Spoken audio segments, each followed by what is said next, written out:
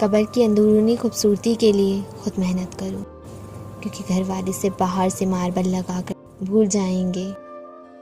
इस भ्रम में ना रहें कि सभी रिश्ते ख़ास होते हैं। आधे से ज़्यादा रिश्ते आस्तीन के सांप होते हैं।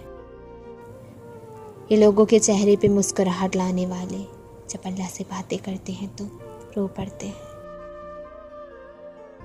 चीज़ों की अहमियत नहीं होती, वो कभी ना कभी मिल ही जाती हैं। अहमियत सिर्फ इंसान की है जिसका कोई नेमुल बदल नहीं होता, वो दोबारा कभी नहीं मिलते। मेरे मिजाज का कोई कसूर नहीं, तेरे सुलूक ने बदल दिया मेरा लहजा।